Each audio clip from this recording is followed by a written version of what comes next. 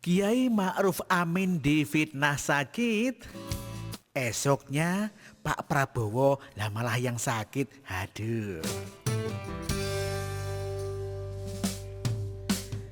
Mungkin tidak semua orang percaya dengan balasan atau yang namanya karma. Tapi bagi orang-orang desa, terutama adalah kalangan santri dan aktif mengikuti pengajian-pengajian, menghormati seorang kiai adalah sebuah keharusan, wajib. Dan kita percaya betul bahwa marahnya seorang kiai atau bahkan tanpa marah pun, jika kita membicarakan keburukannya atau menghujatnya, maka akan ada balasan musibah. Di banyak daerah, kiai begitu diagungkan dan dihormati bukan sekedar karena faktor keturunan atau ilmu pengetahuannya, tetapi juga karomahnya. Maka jangan heran kalau masyarakat begitu tunduk pada kiai. Kiai Haji Ma'ruf Amin adalah Ketum MUI dan Rois Am PBNU. Dengan segala gelar dan aktivitasnya selama ini, tidak ada yang meragukan keulamaannya. Beberapa hari yang lalu sebelum Kiai ke Madura, beliau difitnah sakit oleh sekelompok oposisi. Fitnah tersebut ternyata bisa sampai ke telinga Kiai secara langsung dan beliau sempat membantahnya. Melalui akun media sosialnya, Kiai mengabarkan bahwa dirinya dalam kondisi sehat dan sedang berada di Sumeneb untuk kampanye. Tidak hanya itu, beliau juga menyempatkan ziarah ke Atta Tinggi. Tidak tanggung-tanggung, Kiai menempuh jalan darat dari Surabaya pulang pergi. Lalu keesokan harinya sudah terbang ke NTB untuk menghadiri kampanye bersama Tuan Guru Bajang. Artinya secara stamina, Kiai Ma'ruf cukup prima. Tapi fitnah yang dihembuskan oleh kubu lawan tetap terdengar kurang nyaman. Dan entah apa yang dirasakan oleh Kiai saat tahu dirinya difitnah seperti itu.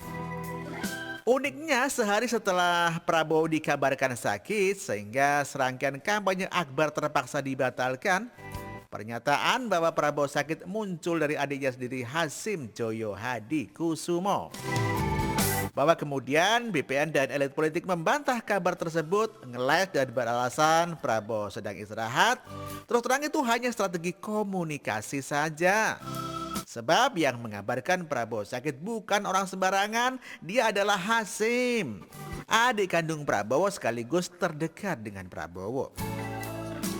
Apa yang bisa dipetik dari serangkaian cerita ini? Saya menolak untuk melihatnya sebagai kebetulan. Katakanlah ini adalah sebuah kebetulan, tetap saja kebetulan yang sangat luar biasa. Sakitnya Prabowo sehari setelah fitnah terhadap Kiai Ma'ruf adalah sebuah peristiwa yang perlu menjadi perenungan bersama. Seorang Kiai Ma'ruf mungkin tidak akan menumpahkan kekesalannya, beliau akan bersabar dan diem.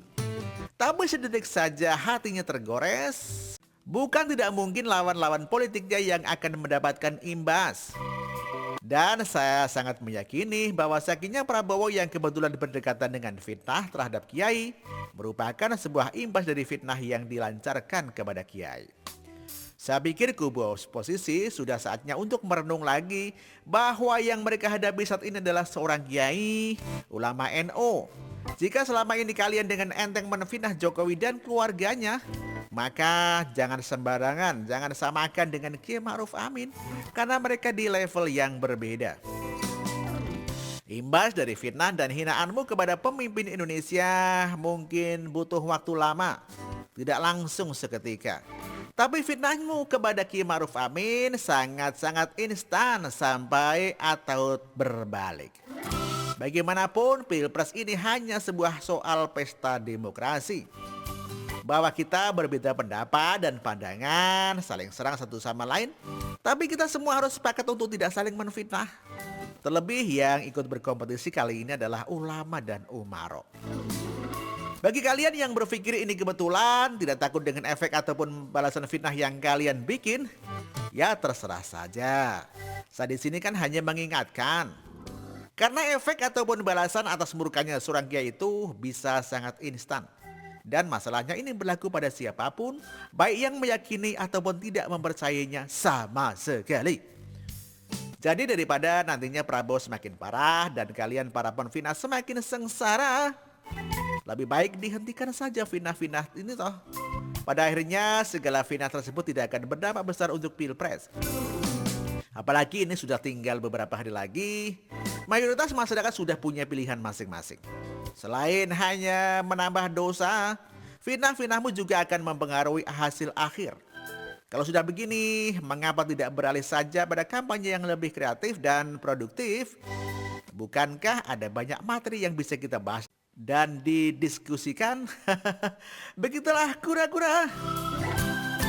Demikian ditulis oleh Alif Rahman. Terima kasih.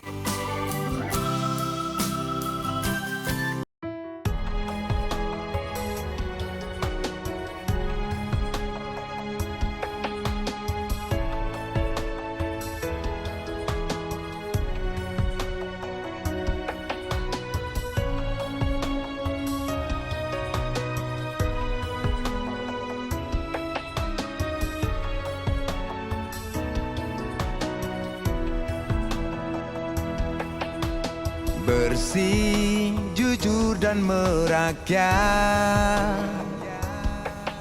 berbuat demi masa depan kami. Sosok pemimpin tegas pemberani.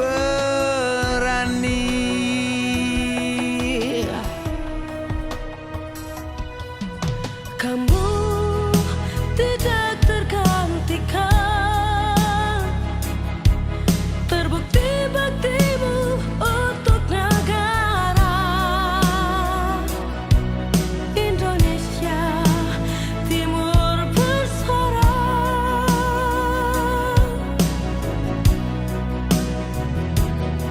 Siang dan malam kau bekerja demi anak bangsa. Jangan menyerah, rakyat mendukungmu. Bekerja nyata dan membangun tanpa kenal lelah. Tetap Jokowi 2 periode.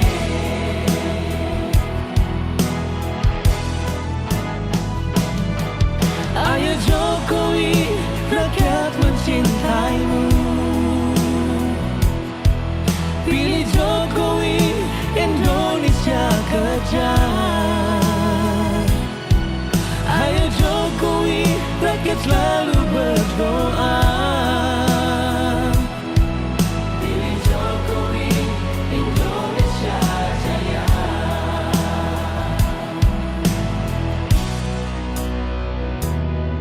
Siang dan malam kau bekerja demi anak bangsa. Jangan menyerah, rakyat mendukungmu. Bekerja nyata dan membangun tanpa kenal lelah. Tetap Jokowi 2 periode. Dulu Maluku Utara dianaktirikan. Dengan adanya Jokowi bekerja untuk membangun dan terus membangun. Sekarang kami Maluku Utara sudah menjadi anak sungguhan yang selalu diperhatikan. Jokowi, rakyat membutuhkanmu. Ayo Jokowi, rakyat mencintaimu. Pilih Jokowi, Indonesia kerja. Ayo Jokowi, rakyat selalu berdoa. Pilih Jokowi, Indonesia jaya. Indonesia,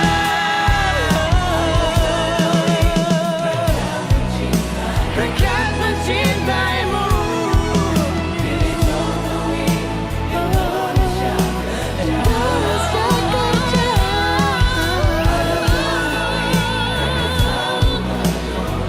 Rakyat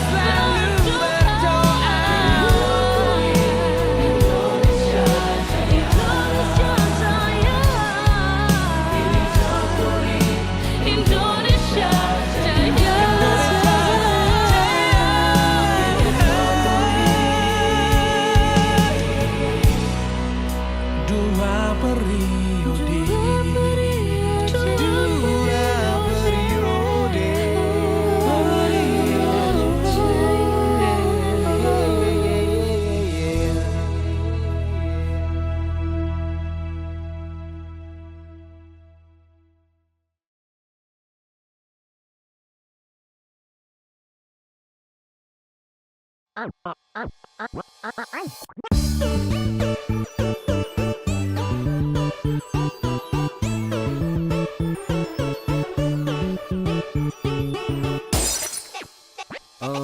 santun dan rendah hati, setulus hati membangun negeri. Dengan berani dia berantas korupsi, ya koruptor jadi gigit jari. Ada yang nyinyir tak pakai data, bikin lagu yang isinya fitnah. Tapi dia kerja dan terus bekerja demi kemajuan negeri ini. Dan kini rakyat siap berdiri, dukung pemimpin yang berprestasi. Karena semua telah menikmati di bawah pimpinan Bapak Jokowi. Dan kini rakyat siap berdiri, dukung pemimpin yang berprestasi. Karena semua telah menikmati di bawah pimpinan Bapak Jokowi.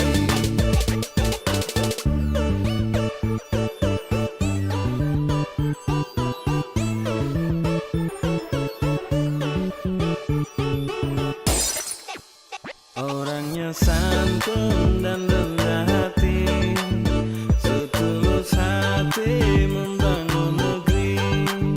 Dengan berani dia berantas korupsi, yang koruptor jadi gigit jari. Ada yang nyinyir tak pakai data, bikin lagu yang isinya fitnah. Tapi dia kerja dan terus bekerja